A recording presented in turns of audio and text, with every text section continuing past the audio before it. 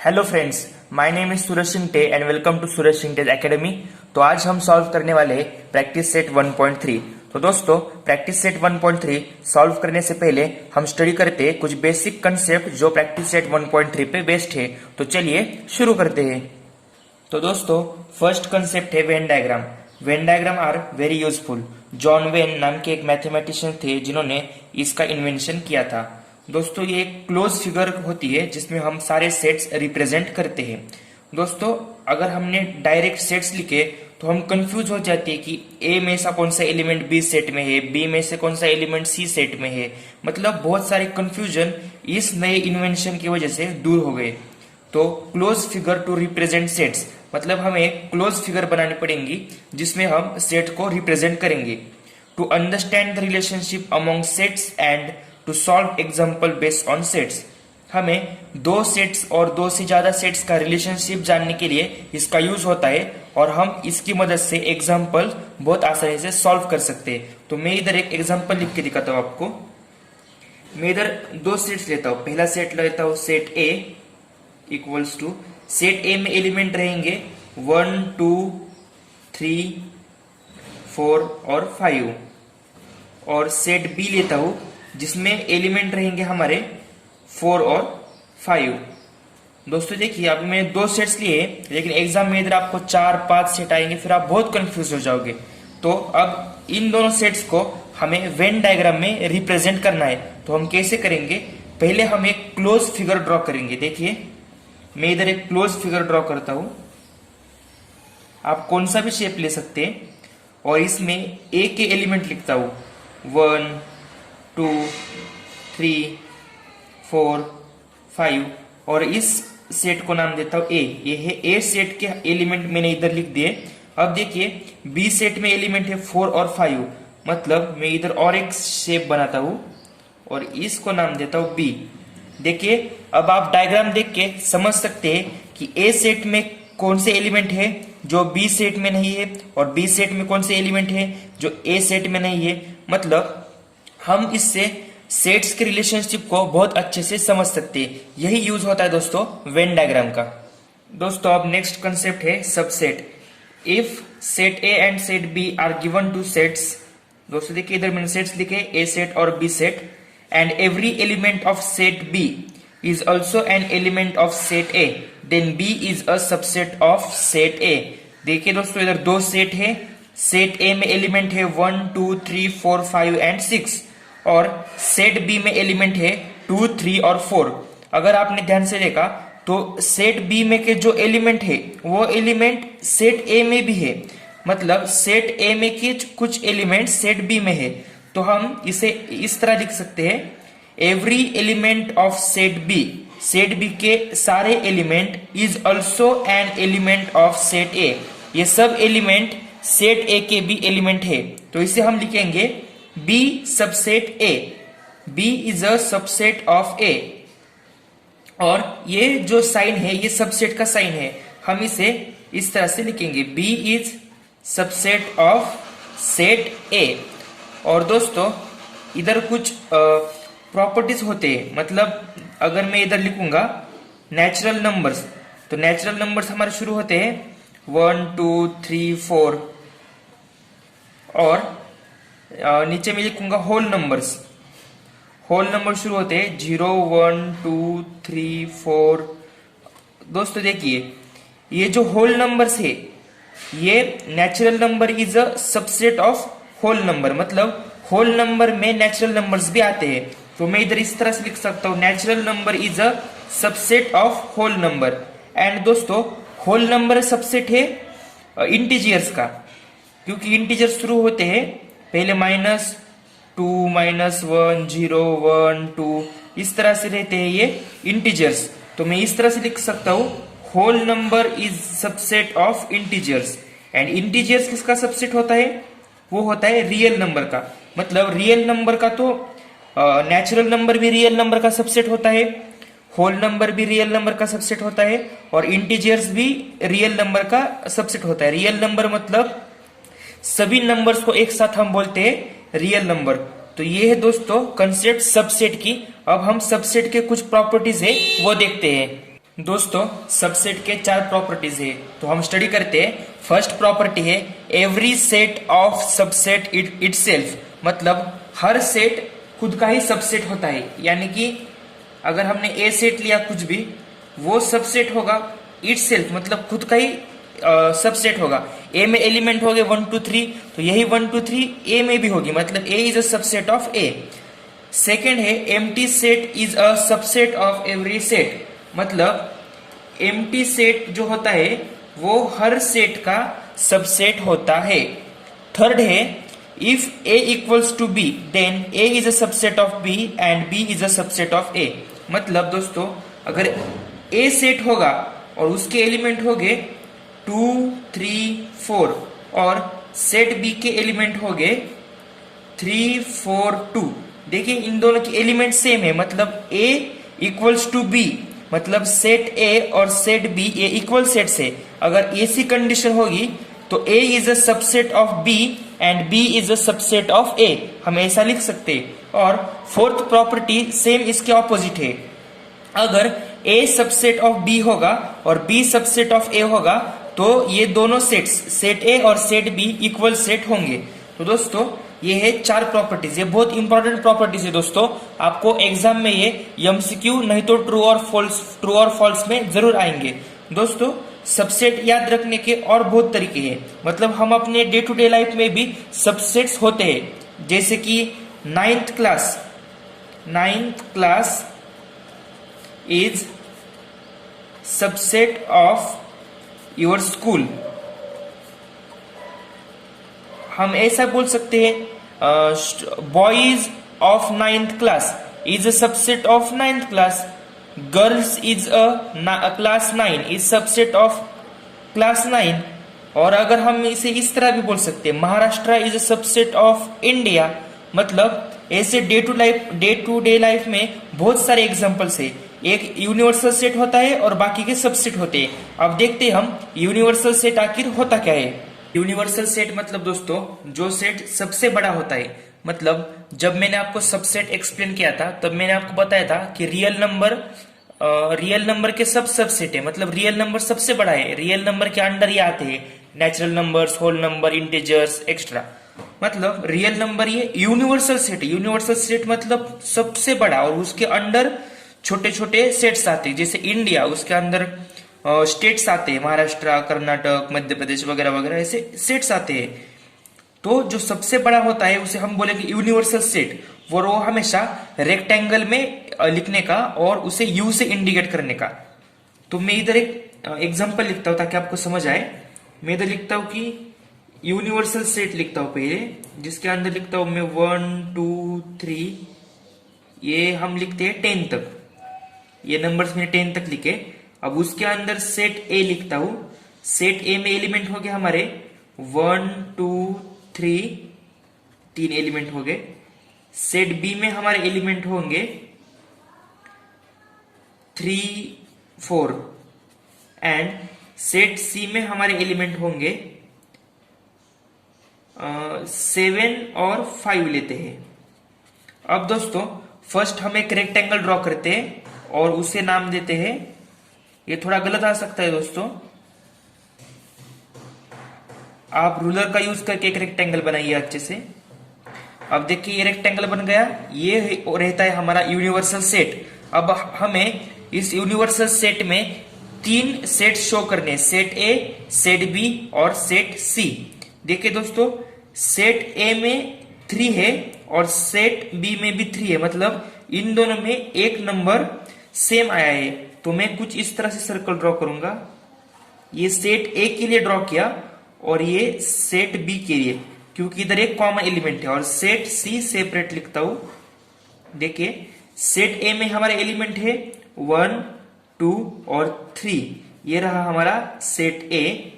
Set B में 3 और 4, ये रहा सेट बी। सेट सी में 7 और 5।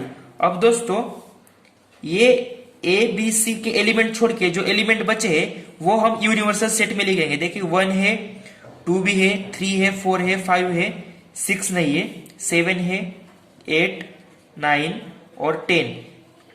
तो यूनिवर्सल सेट कुछ इस तरह से रिप्रेजेंट करते हैं, बहुत ही आसान है दोस्तों। नेक्स्ट कंसेप्ट है दोस्तों complement of a set. Set का कॉम्प्लीमेंट आखिर ये क्या होता है, तो मैं आपको इधर एक्सप्लेन करता हूं कि कॉम्प्लीमेंट ऑफ सेट होता क्या है। सपोज हमने एक यूनिवर्सल सेट लिया, यूनिवर्सल सेट मतलब यू से हम इधर यूनिवर्सल सेट लिया हमने,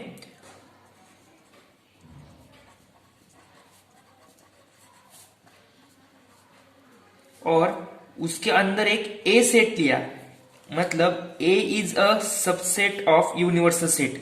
ऐसी है हमारी कंडीशन। मतलब अगर इधर मैं एक रेक्टेंगल निकालूं, ये यूनिवर्सल सेट है, इसके अंदर ये ए सेट है, मतलब यूनिवर्सल सेट में कुछ एलिमेंट होंगे और सेट ए में कुछ एलिमेंट होंगे।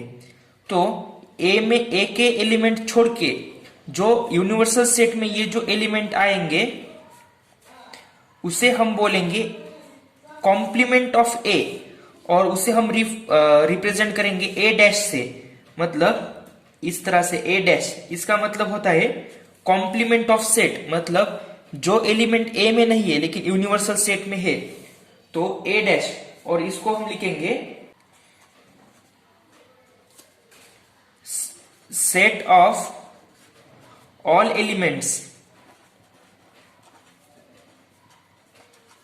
इन universal set, set of all elements in universal set which are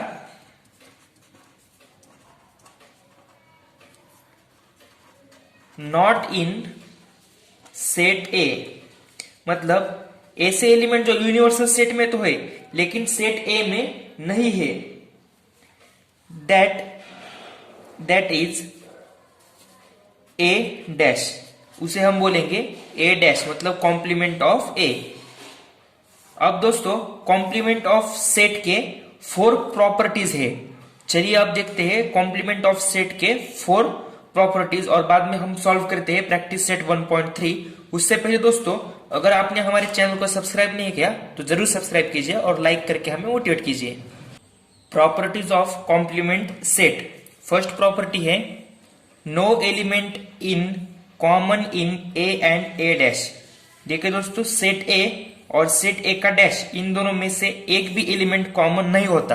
आप इस फिगर में देख सकते हैं, इसके अंदर का और इसके अंदर का कोई भी एलिमेंट कैसे कॉमन हो सकता है, ये डिफरेंस होते हैं। दूसरा है A is subset of universal set and A dash is a subset of universal set. देखिए सेट ए ये तो सबसेट है यूनिवर्सल सेट का, और ए डैश मतलब ए एलिमेंट ये भी यूनिवर्सल सेट के अंदर आते हैं, इसलिए ये एलिमेंट भी यूनिवर्सल सेट का सबसेट होते हैं।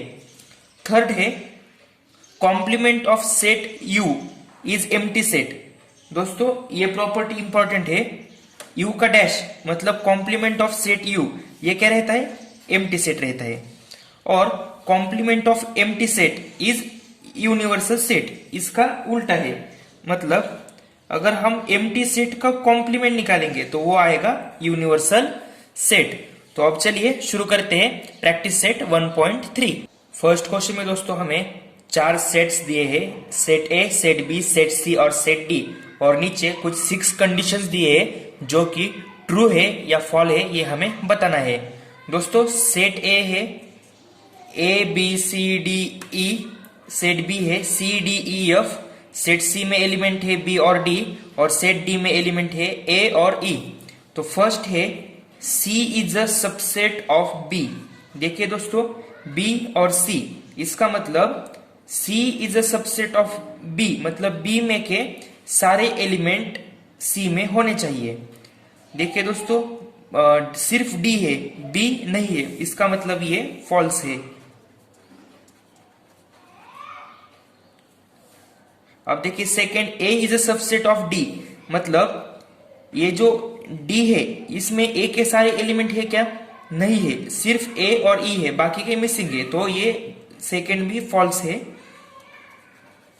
अब देखिए D is a subset of B, मतलब बी और डी इसमें सिर्फ ई ही है, ए मिसिंग है, तो ये भी फॉल्स होगा।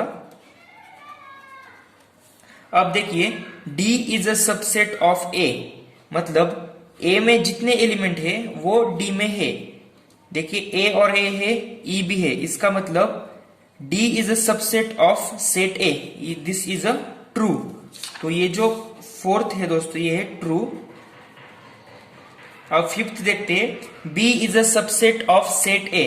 देखिए B is a subset of set A, देखते हैं क्या क्या कॉमन है। ए नहीं है, इधर ही ये फॉल्स हो गया। सी है, बी, मतलब दोस्तों ए और एफ नहीं है, इसका मतलब ये B is a subset of A, this is false. अब लास्ट देखते, C is a subset of A. देखिए C is a subset of A, मतलब ए में जितने एलिमेंट है उसमें से कुछ तो सी में है, बी है और डी भी है, मतलब ये ट्रू है क्योंकि ये सी ए का सबसेट है। सेकेंड क्वेश्चन है दोस्तों, take the set of natural numbers from 1 to 20 as universal set. मतलब हमें 1 से 20 तक के सारे नेचुरल नंबर्स यूनिवर्सल सेट में लेने हैं। तो मैं इधर लिखता हूं, यूनिवर्सल सेट इक्वल्स टू 1 2 3 4, ये है 20 तक, मतलब ये रहा हमारा दोस्तों universal set. And show the X and Y using Venn diagram.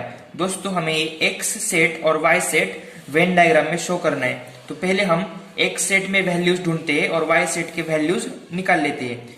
तो पहले हम लिखेंगे एक्स सेट का। देखिए दोस्तों इधर क्या दिया है, X such that X belongs to natural number, X belongs to natural number and ये 7 और 15 के बीच में है। तो मैं इधर लिखता हूं नेचुरल नंबर 7 और 15 के बीच में, वो आएंगे 8 9 10 11 12 13 और 14। ये रहा दोस्तों हमारा सेट एक्स। अब देखते हैं सेट वाई में क्या है। इधर लिखता हूं Y set, x such that y such that y belongs to natural numbers and y is a prime number from 1 to 20।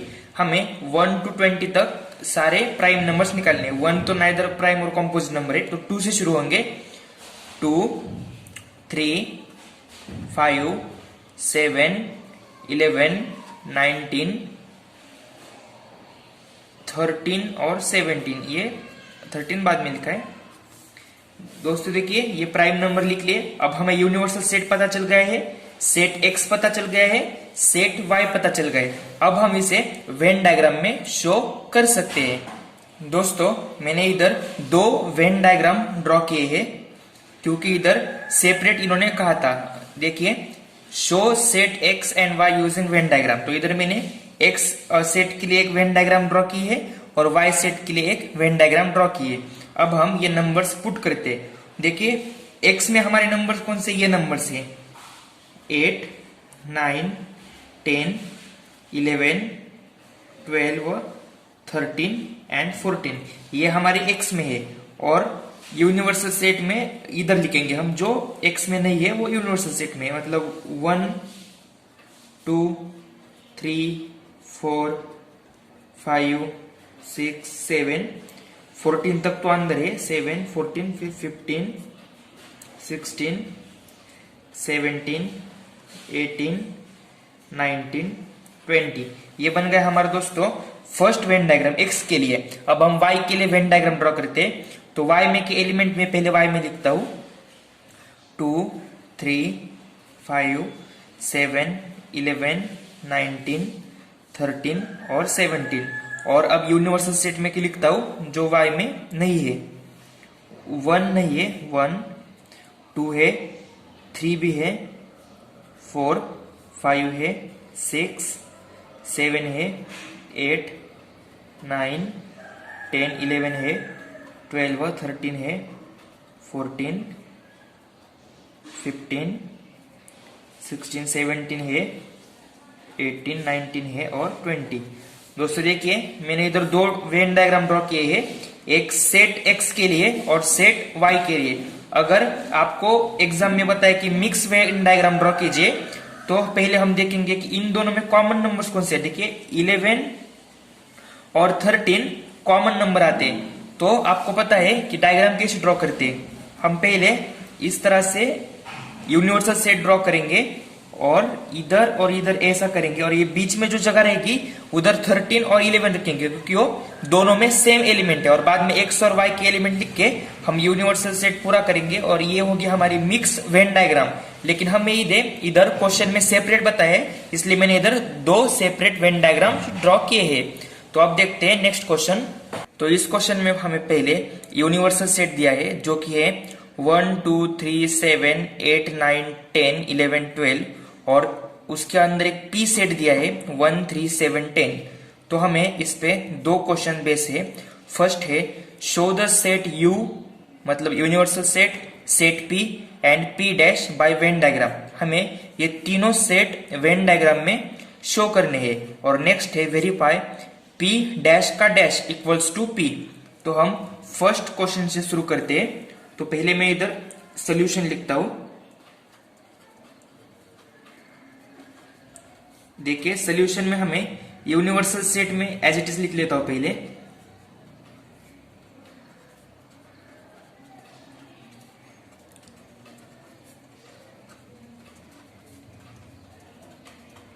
और सेट पी भी एज इट इज लिख लेता हूं।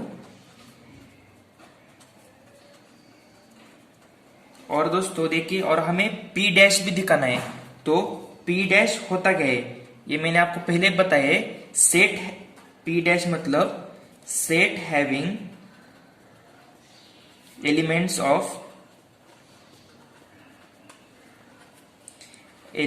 ऑफ U, मतलब यूनिवर्सल सेट, विच आर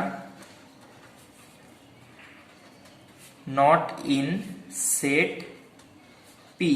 मतलब P dash में वैसे element होते हैं जो U में होते हैं लेकिन सेट P में नहीं होते। तो देखिए इधर हमने दोनों भी लिखा है, P में है लेकिन U में नहीं है। तो देखिए 1 1 तो है, 3 भी है, 7 भी है, 10 भी। अब इसे छोड़ के जो एलिमेंट होंगे वो होगा P डैश। तो एलिमेंट है 2 8 9 11 और 12। देखिए अब ये 1 इधर है, 3 7 10, और उसे छोड़ के जो है वो है हमारा P डैश। तो अब मैं P डैश को इधर डायग्राम में लिखता हूं। देखिए फर्स्ट हम ये यूनिवर्सल सेट है, ये P है, तो मैं P में के एलिमेंट इधर लिखता हूं 1 3 7 और 10। और जो 1 में नहीं है मतलब वो यूनिवर्सल सेट में लिखता हूं, जो कि है 2 8 9 11 और 12। देखिए तो ये जो हमारे एलिमेंट है ये है हमारा P डैश। तो मैं इधर लिख सकता हूं ये P डैश रहे वाले, और ये सारा है यूनिवर्सल सेट। इसके अंदर ये हमारा P है और ये P डैश है। तो अब सेकेंड कंडीशन है वेरीफाई P डैश का डैश इक्वल्स टू P। तो मैं इधर लिखता हूं P डैश का डैश इक्वल्स टू, अब ये आएगा क्या, मतलब P डैश का डैश। तो P डैश तो हमें पता है 2 8 9 11 12। तो इसको हम ऐसा लिख सकते हैं P डैश का डैश मतलब the elements which are present in U, मतलब यूनिवर्सल सेट में वो प्रेजेंट है but not in P dash, मतलब वो P डैश में नहीं है।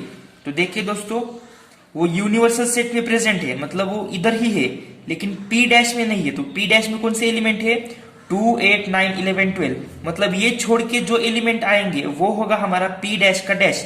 मतलब एलिमेंट कौन से बचेंगे 1 3 7 10। तो ये क्या है हमारा P। तो हम इधर लिख सकते हैं P डैश का डैश इक्वल्स टू, हमें एलिमेंट मिल गए 1 3 7 और 10। तो दोस्तों आप अगर नोटिस करेंगे तो 1 3 और 7 10 ये हमारा सेट P ही है। तो हमारा ये प्रूफ हो गया, P डैश का डैश इक्वल्स टू P, ये हमने प्रूफ कर दिया है। तो चलिए दोस्तों अब हम सॉल्व करते हैं इस प्रैक्टिस सेट का सबसे इजी क्वेश्चन नंबर 4। इसमें हमें ए सेट दिया है 1 3 2 7, then write any 3 subset of A. मतलब हमें इस सेट ए के कौन से भी 3 सबसेट लिखने हैं। तो हम सबसेट कैसे लिखते हैं वो तो हमें पता है। देखिए हम इसका पहला सबसेट लिख सकते हैं 1, क्योंकि ये देखिए 1 है, मतलब ये 1 इसमें है इसलिए ये इसका सबसेट है। बाद में हम लिख सकते हैं इसे 3, बाद में हम लिख सकते हैं इसे 2, देखिए, और हम इसे लिख सकते हैं 7 भी।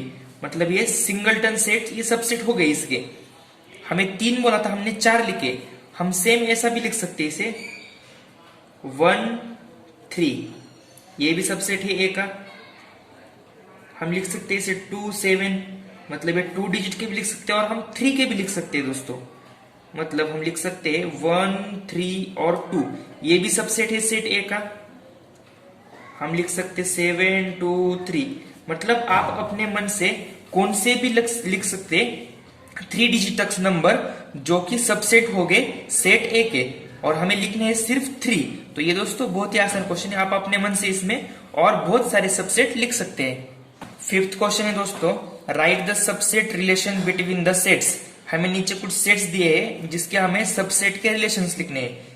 P is the set of all resident in Pune, मतलब पुणे में जितने लोग रहते हैं उनके लिए हमने P सेट लिया है। M is the set of all resident in Madhya Pradesh, M मतलब मध्य प्रदेश के लिए। I is the set of all resident in Indore, मतलब I एक इंदौर के लिए लिया है। B इंडिया के लोगों के लिए लिया है, और H महाराष्ट्र के लोगों के लिए लिया है। तो हम पहले लिखते हैं इसके सबसेट रिलेशन। तो देखिए दोस्तों, जो लोग पुणे में रहते हैं वो महाराष्ट्र में भी रहते हैं और इंडिया में भी रहते हैं। तो हम इधर लिख सकते हैं P is a subset of India, India के लिए B है, तो इधर लिख सकता हूं मैं B। आइए बात समझ में। अब हम फिर से लिख सकते हैं कि Maharashtra is a subset of India, मतलब H is a subset of B। देखिए, और एक है दोस्तों इधर महाराष्ट्र, ये इंडिया का सबसेट है। पुणे ये भी इंडिया का सबसेट है, और पुणे महाराष्ट्र का भी सबसेट है। तो मैं लिख सकता हूं Pune is a subset of H, मतलब महाराष्ट्र। अब हम मध्य प्रदेश का लिखेंगे। मध्य प्रदेश सबसेट है इंडिया का, मतलब मध्य प्रदेश इंडिया में आता है। तो मध्य प्रदेश के लिए है M, तो M is a subset of India के लिए है B, और इंदौर मध्य प्रदेश में है तो I is a subset of M। और एक दोस्तों मध्य प्रदेश इंडिया में है, इंदौर मध्य प्रदेश में है, और इंदौर भी इंडिया में है, इसलिए हम लिख सकते हैं I is a subset of B। तो देखिए दोस्तों, इधर हमारे 6 सबसेट निकल के आए हैं। अब सेकंड क्वेश्चन है, which set can be the universal set for above sets. तो देखिए सबसे बड़ा सेट है इंडिया, क्योंकि इंडिया के अंदर ही मध्य प्रदेश है, इंदौर है, महाराष्ट्र है और पुणे है। तो हम इधर लिखेंगे सेट बी, इंडिया के लिए बी सेट है, set B is the U, मतलब universal set. Set B is the universal set for above sets. 6th question है दोस्तों, which set of the could be the universal set for the set given below. नीचे हमें कुछ sets दिए हैं, उन set के लिए हमें यूनिवर्सल सेट कौन सा है वो ढूंढना है। तो इसमें 2 दिए हैं। फर्स्ट इसमें A B C 3 सेट्स दिए हैं। सेट ऑफ मल्टीपल ऑफ 5, तो मैं इसे नीचे लिख लेता हूं। ये फर्स्ट नंबर का A सेट, जिसका आएगा सेट ऑफ मल्टीपल ऑफ 5, मतलब 5 के मल्टीपल्स 5 10 15 20 सो ऑन, ये है 5 के मल्टीपल्स। बी सेट है मल्टीपल ऑफ 7, मतलब 7 के मल्टीपल्स, ये so on. And C set है सेट ऑफ मल्टीपल ऑफ 12,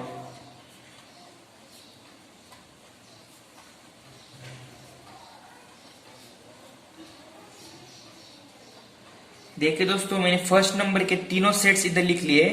अब सेकंड नंबर के में दो सेट है पी और टी, में वो भी इधर नीचे लिख लेता हूं।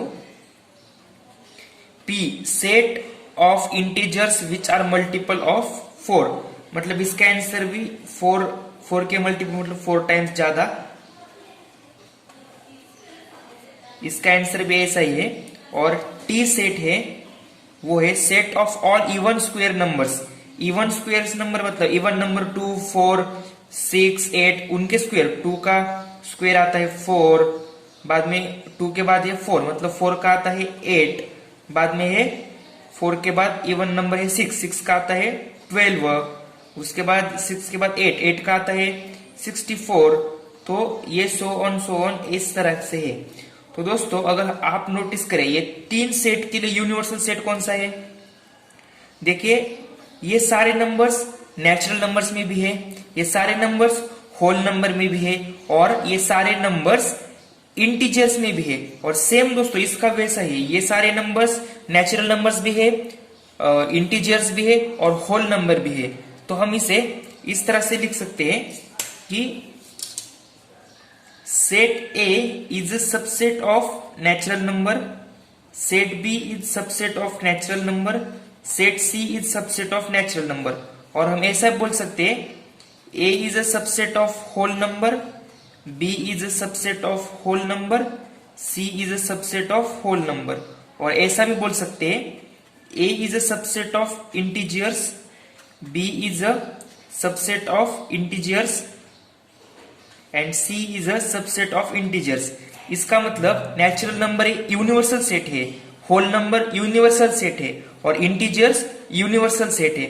और सेम हम इसका इस तरह लिख सकते हैं P is a subset of natural number, T is a subset of natural number, P is a subset of whole number, T is a subset of whole number, और P is a subset of integers and T is a subset of integers. तो इस तरह से हम इसे लिखा है। अब हम इसका फाइनल आंसर लिखेंगे दोस्तों, जो कि है नेचुरल नंबर्स मतलब n, कॉमा होल नंबर्स मतलब w, एंड इंटीजर्स मतलब I are all universal sets for above sets. दोस्तों ये आंसर आपको कॉपी करके फर्स्ट के लिए भी यही आंसर लिखना है और सेकंड के लिए भी यही आंसर लिखना है, क्योंकि दोनों क्या भी हमने देखे सेम ही यूनिवर्सल सेट्स है। 7th क्वेश्चन है दोस्तों, let all the students of class in an universal set, मतलब क्लास में के सब स्टूडेंट्स यूनिवर्सल सेट है। मैंने इधर लिख लिया है U stands for set of students of class. Let set A be the students who score 50% or more than 50% in math। Set A indicate करता है कि ऐसे स्टूडेंट्स जिन्होंने 50% और 50% से ज्यादा मार्क्स एग्जाम में लिए हैं मैथ सब्जेक्ट में। Then write the complement of set A. अब हमें लिखना है कॉम्प्लीमेंट ऑफ सेट ए।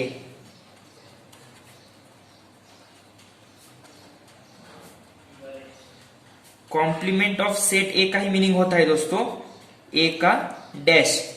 अब दोस्तों हमें ए डैश लिखना है। ए डैश मतलब ऐसा एलिमेंट जो सेट ए में है, सेट ए में नहीं है और यूनिवर्सल सेट में है।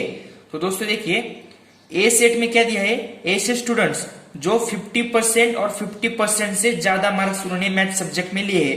तो हमारा कॉम्प्लीमेंट ऑफ ए आएगा set of students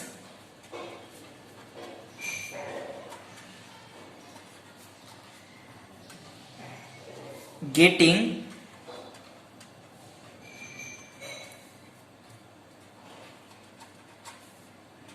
less than 50% mark in math. तो ये रहेगा दोस्तों हमारा complement of set A. I hope दोस्तों आपको ये प्रैक्टिस सेट अच्छी तरह से समझ में आया होगा। अगला प्रैक्टिस सेट देखने के लिए चैनल को सब्सक्राइब कीजिए, लाइक और शेयर करके हमें मोटिवेट कीजिए। Thank you so much friends.